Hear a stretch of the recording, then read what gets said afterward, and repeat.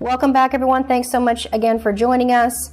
So, you've had a conversation with you, your spouse, your family potentially. I know I've had this conversation several times in my past lives about what am I trying to accomplish here in this house? Should I renovate this house? Should I stick it in the market and sort of move on to a house that's better fitting? Could I get more money if I did the renovation? And so, if you come to that conclusion where you are of the mindset to say, I am going to do a renovation and I'd like to move forward with that, I'm going to give you some top 3 mistakes that you can make, and I don't want you to do that. The first renovation mistake that you could make, and it's so common, is that you don't really pick a professional. So, you might have had a friend of a friend that did some work in a house, and that friend of a friend got referred to you, and it could be a sizable renovation, and that friend of a friend may or may not be very accomplished in doing whatever that workload might entail.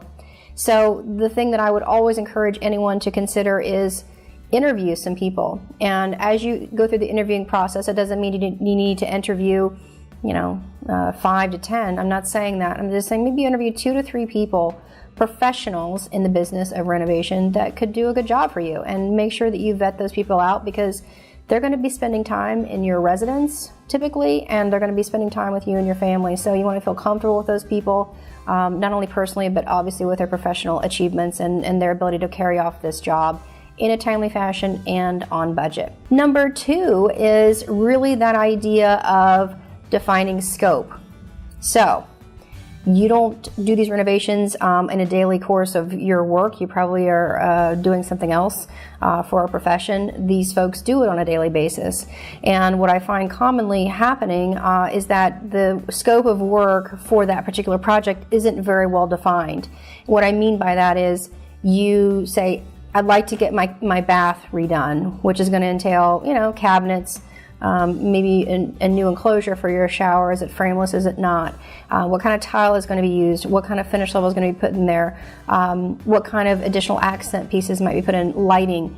All those kinds of things are really, really important, because if you don't have those things clearly defined as part of the project, those things can really quickly reel out of control in terms of a cost basis. And that's the worst, is when you really think you're going to get an end renovation at said budget, and then by the time you're midway through it, the scope has gotten completely out of control, maybe out of whack. Even with somebody that's really professional in their job and they're just doing the right things, that may catch you by surprise. So I don't like that to happen to people. So I always encourage you to really go through in very, very full detail the scope of work that is to be completed, and also to account for cost overruns. The third piece is really around being your own supplier.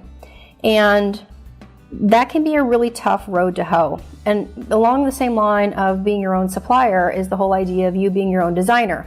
Now, you may have an excellent taste, in terms of like finish levels and combining things and putting a real set of items together for a renovation project. If that's you, you probably don't need to hire a designer. And you can go ahead and buy a lot of the pieces that you want for that project and bring them to the site, and the contractor will be able to install those things.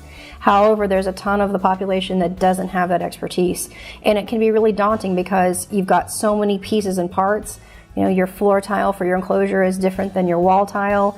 Oftentimes, just because of those finish levels, they just vary based on the slope for the shower enclosure. As an example, it's a very simple one, but small details like that, and being able to put that together with the flooring that may be on the outside of that enclosure on the bath floor, as well as all the pieces for cabinetry that need to go in, countertops, putting that all together can be extremely tedious. And if you're not up for that, I really encourage you to hire a designer, and a designer can make all the difference in the world to make sure that the end product is really something that's very cohesive looking and really to that level that you wanted in the first place. And very, I think, reasonable to hire a designer, and then they can oversee that project and help you with selections and guide you through that process.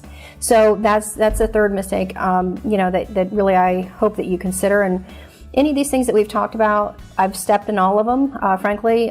So I've learned personally from our own mistakes of what we've made, as well as other clients. Of course, you can always call me. Happy to help and give you the right resources to bring to the table.